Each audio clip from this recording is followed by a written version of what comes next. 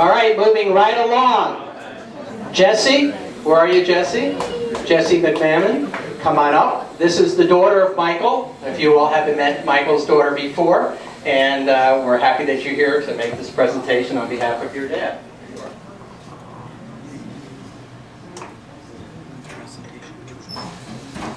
Hi there, I'm Jessie McMahon Cooney, my eldest daughter, and I'm speaking on his behalf. He's in Australia visiting my youngest sister Kelly tonight, who's living there. And I'm honored to be able to tell you a bit about my dad. He's, as you all probably have picked up if you don't know him, he's a pretty unique guy.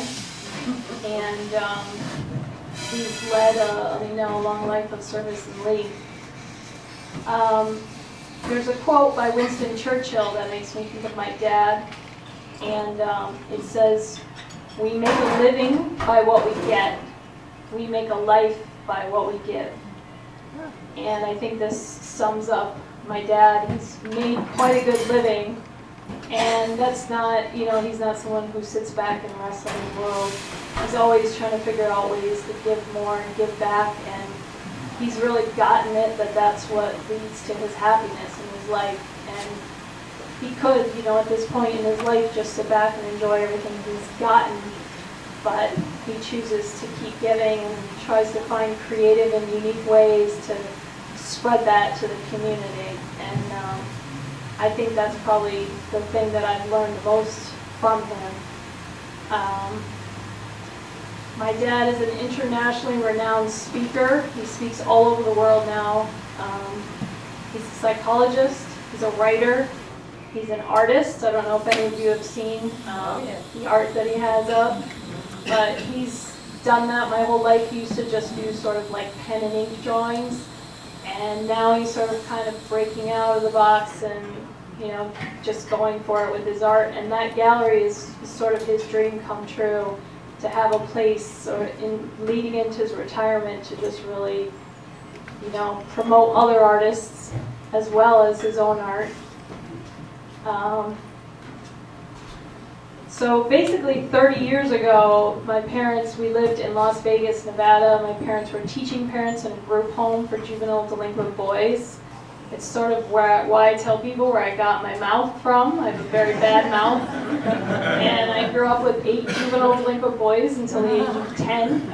And then my parents had my sister, and then their mother's sister, and they said, "You got to get out of this business fast." It's also what I attribute to being a good athlete, is playing against all those boys and getting pushed around a lot. But so my parents moved here, and they really specifically looked on the map and chose Lee as their destination. They said that the Berkshires have it all. They have the small town feel, they have the cultural aspects, they have all the things that we're looking for. And so they put the dot on the map, and we got in the car and we drove across country and we landed here. And that's where 30 years ago my dad founded CIP. And now CIP operates in 6 locations across the United States. And most recently, as you know, it renovated the Bookless building in downtown Lee, which I was a part of. My brother Dan and my sister Emmy were all a part of that renovation. And this renovation won the Massachusetts Historic Renovation Award for 2012 this year.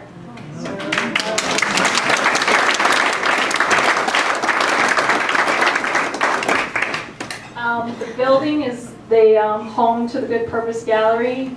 There's also, my dad said, after he bought that building on Lee, he's like, "Oh, I'm going to buy the church around the corner too." And all of us sort of thought maybe he was going off the deep end a little bit, but he's always had a vision for things, and everything that he does ties back into his vision, and so that's why it works financially.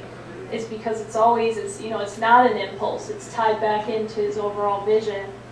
And that playhouse, we all my sisters and brothers and I, we bring our kids there, one weekend every month. They have children's activities, and it's a great asset to the community.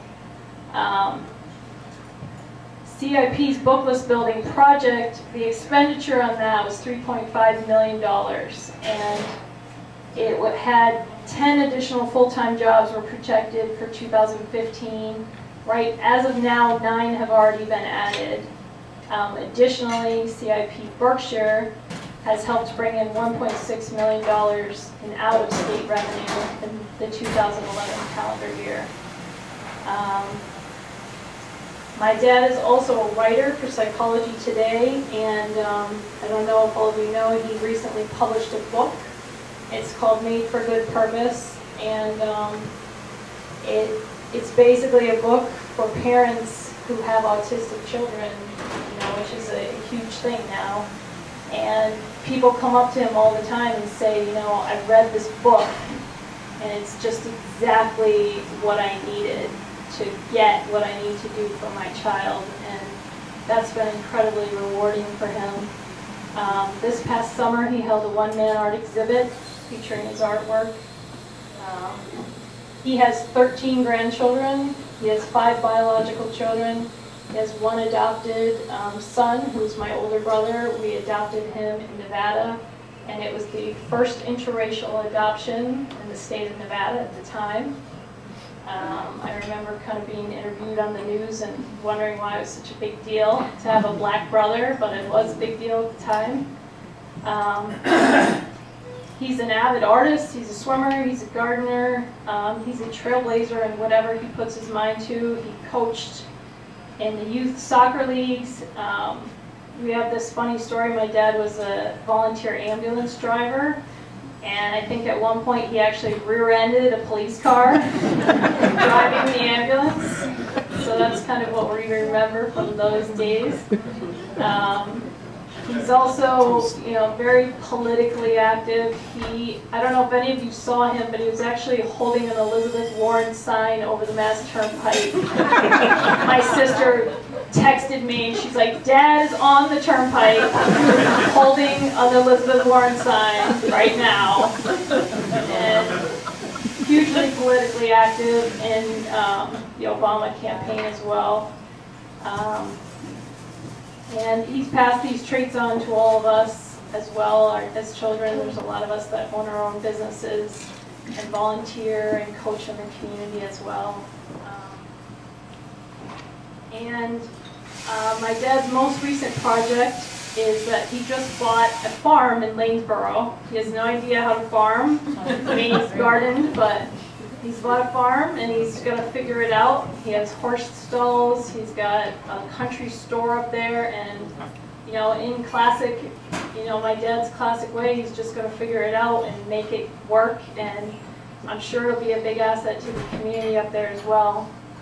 And my final little joke is that one might think that he's been put out to pasture, but we all know he's got a lot of excitement left, and thankfully so. He's got a lot of energy and a lot left to give to our community. So there's a little pre-recorded acceptance that my dad's done from